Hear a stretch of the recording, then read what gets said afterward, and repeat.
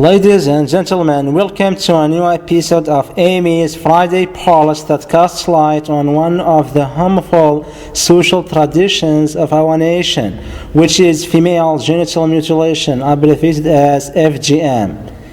FGM is one of the harmful customs that victimize Mauritanian women from north to south, where FGM is practiced against 72% of the local women. 34 distinguished Mauritanian religious and national figures issued a fatwa in the previous weeks banning female genital mutilation, a practice that remains widespread in some parts of the country. The fatwa, whose authors convened in Nouakchott, states that FGM has been proven by experts to be detrimental immediately or subsequently, that the fatwa will substantially curb FGM, since it removes the religious mask such practices were hiding behind.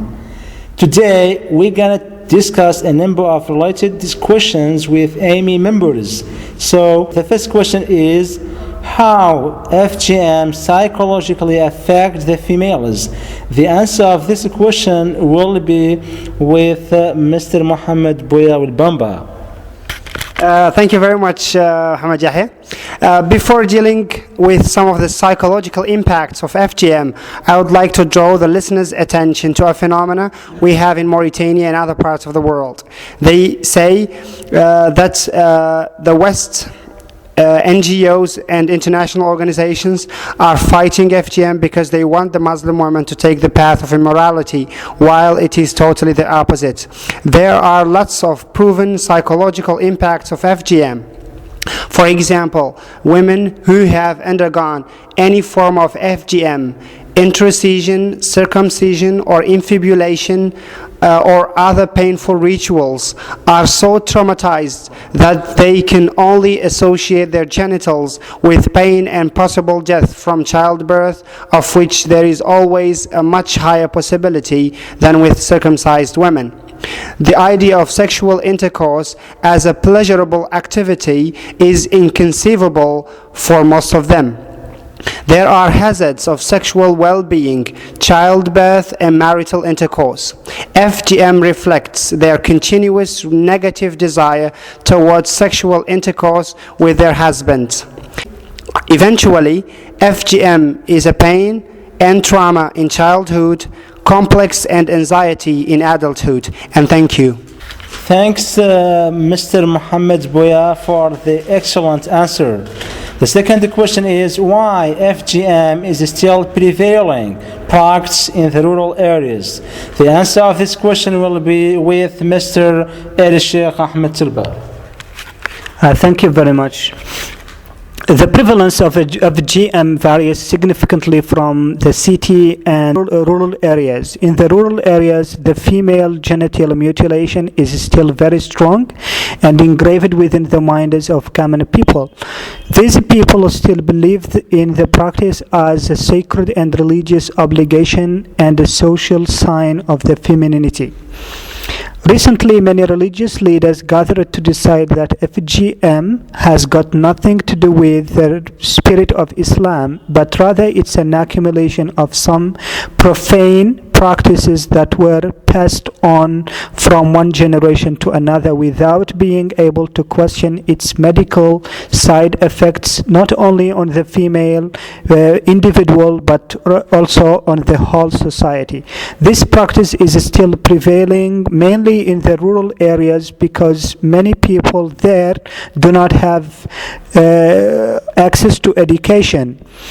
To be denied education is above all to be imprisoned by some mythologies and legends and to reproduce the same backward ideas. I think that the only solution of this problem is to raise awareness publicly among common people through holding campaigns and caravans for kids and children to make them conscious of such prevailing and old-fashioned practice of FGM. Thank you very much. Thank you very much, Sheikh, for the good information that you gave us.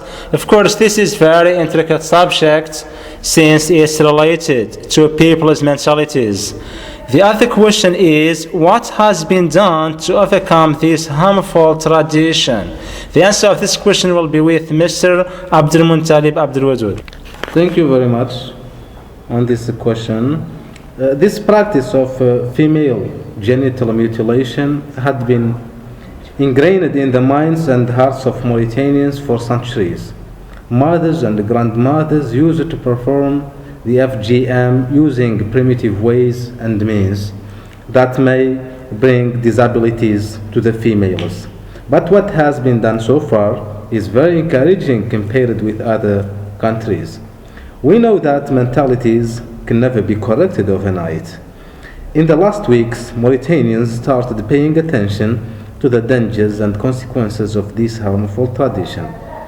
Personally, this is a great leap towards females' health preservation, or preserving the females' health. And I do support the teaching of the coming generations the outcomes of such harmful practice by injecting the approach of eradicating female genital mutilation in the education programs. Thank you very much. Thank you so much, Buya El Sheikh Talib, for your answers. This is the fourth episode of Friday Palace. Dear ladies and gentlemen, online virtual listeners, thanks for your attention. Until the next episode of the next week, this is me, Muhammad Yahya Abdul Wadud, wishing you all the best.